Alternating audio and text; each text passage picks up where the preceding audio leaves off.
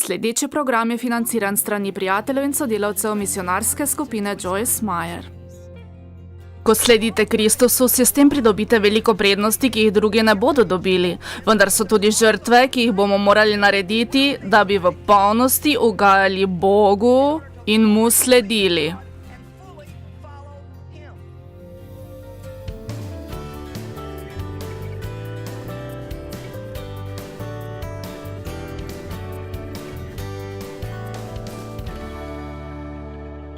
Janezov evangelij 5:41.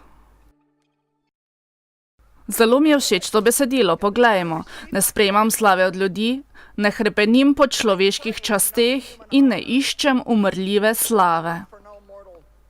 To govori Jezus. Želim, da se osredotočite na besedo hrepeneti. Nikoli prej nisem opazila tega, ampak šele danes, ko sem o tem meditirala. Nič ni narobe, če si želite, da bi vas ljudje imeli radi. To je precej naravno, to so normalna čustva. Upam, da me imate radi. Veste, mi vsi to hočemo.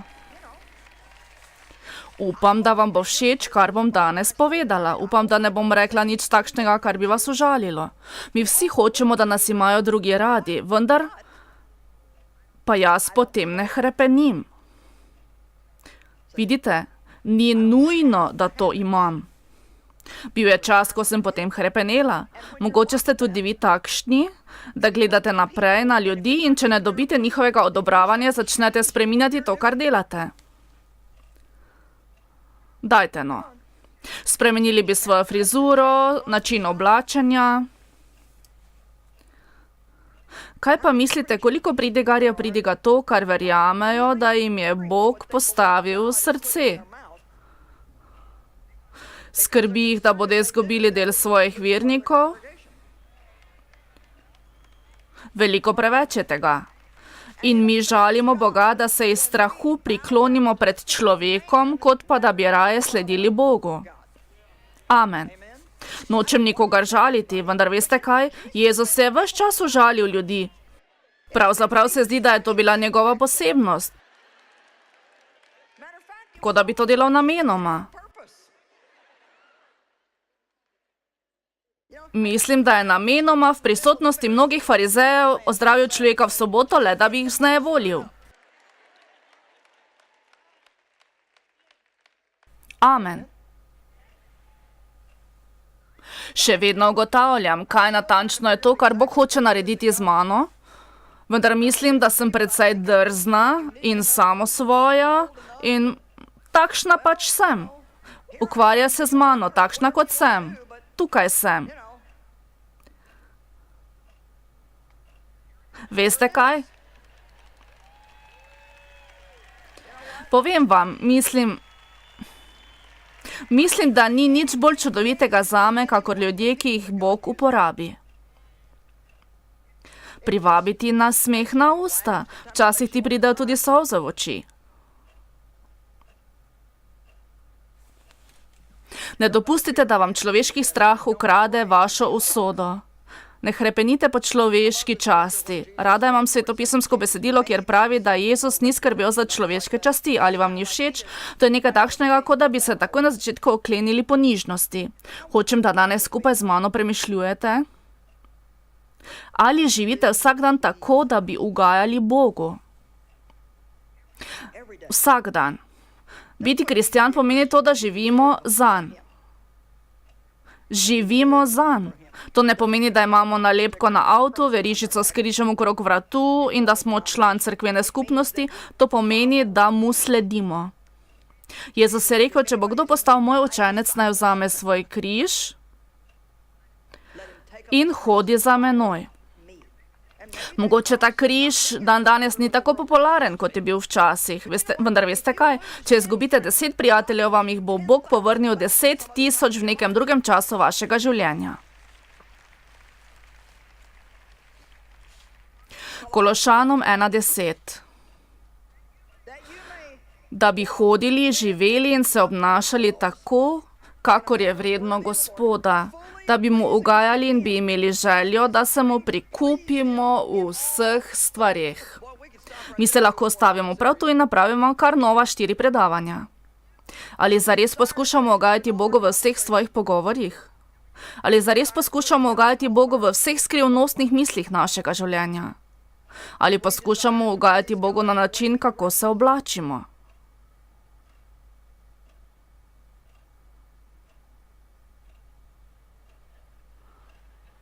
Vi vsi se ozirate naokrog.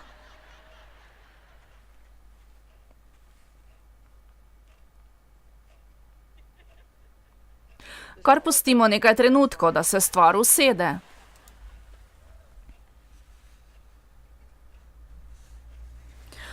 Vsakdo tako dela. Poglejte me, vi niste kdorkoli.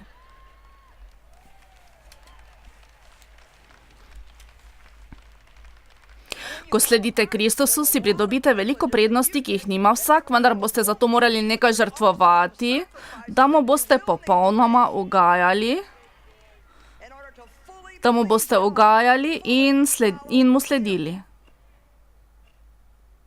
Amen. To vam bom pustila za premišljevanje kot domačo nalogo. Vem, da vas napravim nekoliko nervozne, ali pa tudi ne. Vi ste morali vedeti, kaj bo, ko ste prišli sem.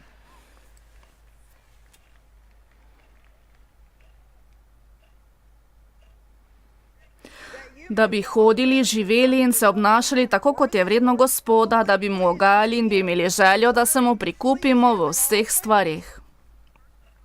Prvo pismo Tesaloničanom 2:4. Ampak tako oznanjamo, kakor nas je imel Bog za vredne, da nam zaupa evangelij. Pri tem pa ne poskušamo ugajati ljudem, ampak Bogu, ki preizkuša naša srca. Moram vam povedati, da verjamem od vsega začetka, ko sem pridobila zmožnost nastopanja, verjamem, da izrekam vse tisto, kar mi je Bog položil v moja usta. Včasih je to nekaj takšnega kot... Žalostno pa je, da ko se poglobite vase in ste zmožni sedeti tukaj in reči, vem, da delam stvari, ki niso všeč Bogu.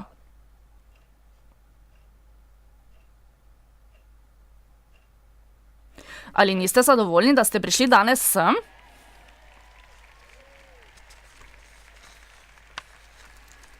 Kajti tukaj je tista stvar in pravi vzrok, da sem dovolj pogumna, da to izrečem. Bolj, ko ugajamo Bogu, bolj smo srečni.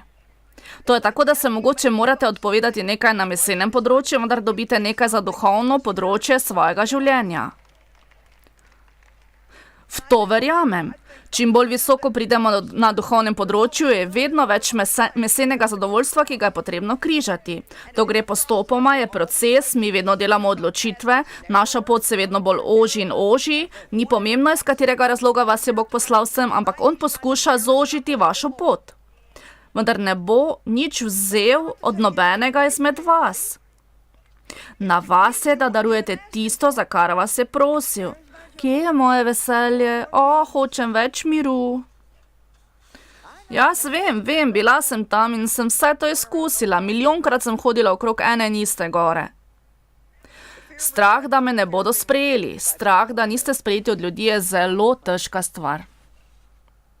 Če sem čisto odkrita z vami, nesprejemanje je zelo boleče. Lahko stojim tu pred vami in vam povem z vso prostodušnostjo, da sem čutila nagib, da zapustim svojo cerkveno skupnost, izgubila sem vse prijatelje in celo družinske člane, ki se niso strinjali z menoj, da sem pustila cerkveno skupnost, katere sva bila. Niso se strinjali, seveda bi bila vesela, da bi ostala, vendar so me izločili. Vrgli so me ven. Tako ni bilo toliko na tem, da bi sama zapustila skupnost, bilo je bolj na nož, utihni ali pa pojdi, tako zame ni bilo druge izbire. Najverjetneje takrat nisem uporabljala največ modrosti v besedah. Veste, ko vas Božji ogenj zadene, se ne obnašate kot najboljši učenec v razredu, ampak... Vendar mislim, da ima Bog rad malo več nenadzorovanega ognja, kot pa čisto brez ognja. Tako veste, mi je vzelo kar nekaj časa, da sem se zravnala in šla po pravi poti. Ko sedaj gledam nazaj, si mislim, da ne bi smela izgovoriti tistih besed ali storiti vseh tistih dejanj, vendar moje srce je imelo prav in gotovo ni bilo vredno, da so me vsi zapustili. Vendar naj vam povem, da lahko stojim tukaj in čeprav sem izgubila svoje prijatelje in se temu takrat smejala, je bilo boleče.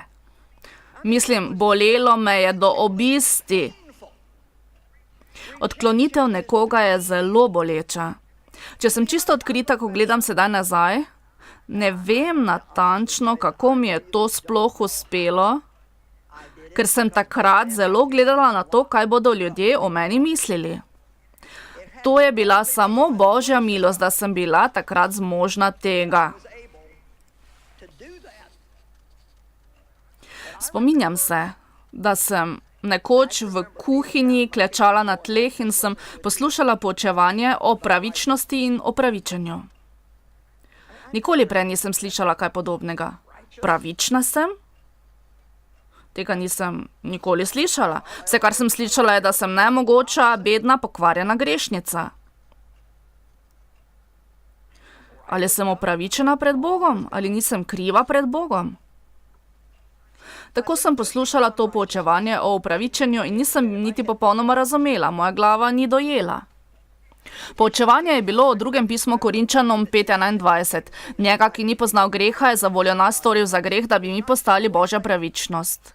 Ni tedaj, ko rečemo pravična sem, ne da bi bila pravična po svojih dejanjih. Ves čas delamo napačne stvari, vendar Sveto pismo pravi, da smo prejeli Božjo pravičnost, ki si jo moramo obleči kakor obleko.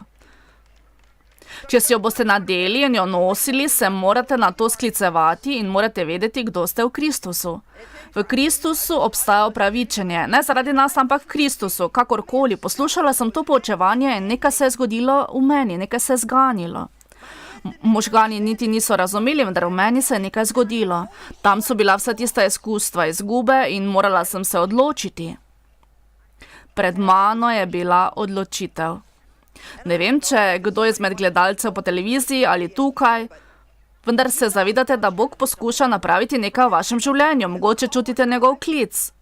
Mogoče vas Bog kliče, da stopite ven in storite nekaj, kar ljudje ne bodo čisto dobro razumeli. Ljudje ne bodo razumeli. Vi niste niti 100% gotovi, da slišite to od Boga, vendar se vam zdi, da vas ne bo pustil na miru. Ta teden bomo veliko govorili o strahu, da bi napravili napako. Naj vam povem nekaj zanimivega. Če nikoli nočete tvegati, ne boste nikoli duhovno zreli.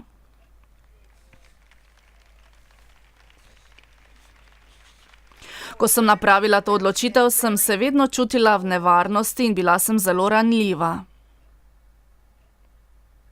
Pravi, da sem se sama odločila, ampak dejansko sva se oba z možem Davidom skupaj odločila. Veste, da David se ne ozira veliko na to, kaj si ljudje mislijo, to je njegov pozitiven predznak. Ne ozira se na mnenje drugih, on ima stališče, nima odgovornost, kaj si drugi mislijo. Rada bi imela tudi jaz to. Vendar sem veliko trpela z Jezusom zaradi mnenja drugih, zato vas sedaj lahko učim. Vi ste krivi za to in ne jaz. Poskušam vam prikazati, da je bilo to zame zelo težko. Ne, da sem samo, v redu sem, tiho bom, mirna bom, seveda razumem, nič ne bom mahala z rokami, mirna bom. Prehodila sem, kar je bila sredina moje poti in sedaj se že veselim konca. Amen. Rada imam vse te izraze, kot so priti skozi, biti v sredi nečesa. Toliko čudovitih svetopisemskih citatov v Božjem svetu. Toliko čudovitih stvari. Hudič se v življenju posluži nesprejemanja, da bi vas odbil na vsaki stopnici vašega napredovanja. Koliko izmed vas čuti, da vam prihaja nasproti naslednja stopnica? Ali že čutite ta naslednji korak za vas? Upam, da ko poslušate Božjo besedo, vam to pripomore k odločitvi, da živite pogumno,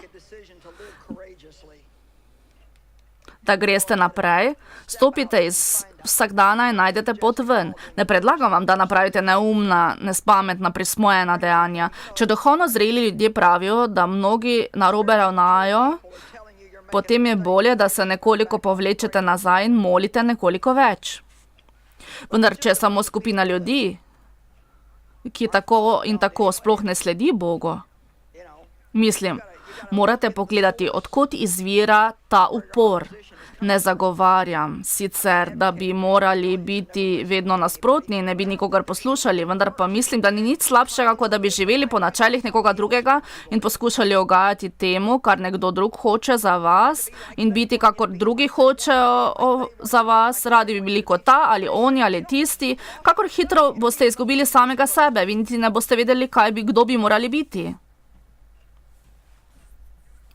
Da delamo težke stvari je za nas dobro. Zares je dobro. Ne mislite, da če je nekaj težko, potem vam tega ni potrebno storiti. Bog namenoma postavi težka dela na našo pot. Svetopismo, prerok Izaija 41:10. Ne boj se, saj sem s teboj, okrepil te bom. Poglejmo Izaija 41:10. Veste, kaj hoče žvečiti dojenček, ko mu rastejo zobje? Nekaj trdega. Kaj pa vaš kuža, ko mu rastejo zobje? Nam rastejo duhovni zobje in jih moramo brusiti na trdih in težkih stvareh. Amen. Izaija 41:10.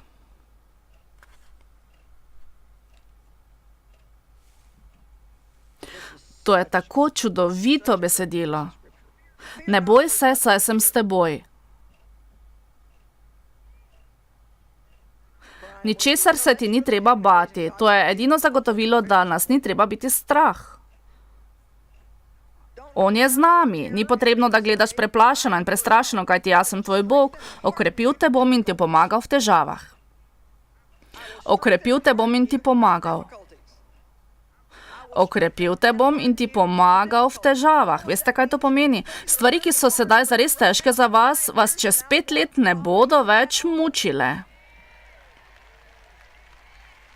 Mislim, sploh vas ne bodo več znemirjale. Vendar pa vas bodo 5 let potem še naprej nadlegovale, če boste sedaj tekli stran od njih. Odvisno od vas, če hočete biti čez 5 let isti, kot ste danes, ali pa želite hoditi z Bogom skozi to in nekoliko več tvegati. Veste, zakaj sem rekla, da je dobro za nas, če tvegamo? Le tako bomo našli, kaj bo Bog napravil za nas in kaj ne bo. Sama sem se izpostavila. Ko sem odšla in pustila službo, se mi je zdelo, da mi Bog govori, da naj začnem to duhovno misijonsko službo. Poleg tega sem imela 42 let in doma 3 najstnike ter še dojenčka. Torej mi prosim, nikar ne pravite, da ne morete nič storiti za Boga, ker ste prestari ali pa ker imate preveč otrok. Veste to? Naj vam nekaj povem. Navdušenje za Boga vam bo dalo moči, da boste storili neverjetne stvari. Amen. Ugotovila sem, da mi bo Bog pomagal. Ugotovila sem, da mi bo Bog odpiral vrata. Ugotovila sem, da bo Bog zamenjal tiste prijatelje, ki sem jih izgubila, ko sem toliko tvegala. Možnost je bila, da sem napak ravnala in mi Bog sploh ne bo prišel naproti. Vendar ni nič slabšega, kakor živeti v tistem sivem vsakdanu navidezne varnosti. Cona udobja. Ne bojte se, nič se ni treba bati. Da danes zaključim, vam bom prebrala svetopisemski citat. Pravzaprav vam ga ne bom prebrala, skupaj ga bomo brali. Zaupam v Boga, da ko skupaj beremo, da se vam v vaših srcih zgodi in vam pomaga napraviti odločitev, da je Bog večji, kot kdorkoli, ki ga poznate. Če pa je Bog z vami, kar tudi je, rekla sem, kar tudi je, da, vam govorim. Da, pa čeprav ste grešniki, Bog je za vas. Če sem čisto odkrita z vami, čeprav se še niste izročili Kristusu, je Bog vendarle za vas. On vas kliče danes. Bog je z vami. Če je Bog z mano, kdo je lahko proti meni? Če je Bog na moji strani, koga bi se bal? Sedaj s potrpežljivostjo poglejmo na to besedilo iz pisma Rimljanom 8:31. Božja beseda ima sama v sebi moč, da vas osvobodi, če jo sprejmete v duhu ponižnosti.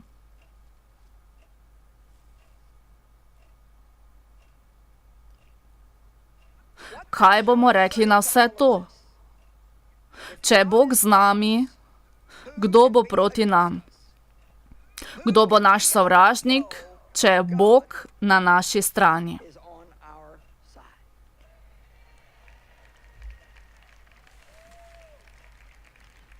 Psalm 118, 6. vrstica. Gospod je na moji strani, ne bom se bal. Kaj mi more storiti človek? Kar pomislite? Zapisala sem si, prav, kaj mi more storiti človek? Lahko govorijo o meni? Lahko mislijo slabe stvari o meni? Mislim. Tako in tako ljudje hodijo naokrog in mislijo slabe stvari o vas in to ves čas. Lahko me odklonijo in zavržejo, lahko rečejo, da nočejo biti več moji prijatelji, lahko me ne povabijo na zabavo. Mogoče me moj nadrejeni ne mara, on mi ne mara, ne bo dal napredovanja ali povišice. Rekli boste, no, kaj pa, če me ranijo? Kaj pa, če me ubijejo? Veste, da je svetopisemsko besedilo, kjer Bog pravi, da je bolje za vas, da se ne bojite ljudi, ki lahko ubijajo vaše telo, ampak da se raje bojite tistega, ki vas lahko pogubi za večnost. Amen. V tej deželi se ne obadamo veliko z mislijo, da bi umrli za vero, vendar se to dogaja drugje po svetu. Naj vam povem resnico, bolje bi bilo, da bi mi v zahodnem svetu postali malo bolj odločni, ker se bomo kaj kmalu morali postaviti za neko stališče.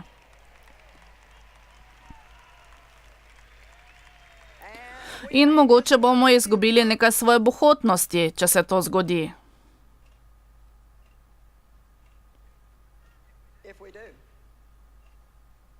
Sedaj se moramo odločiti.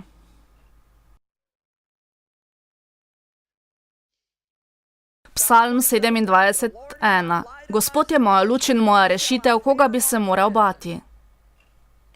Gospod je trdnjava mojega življenja, pred kom bi moral trepetati?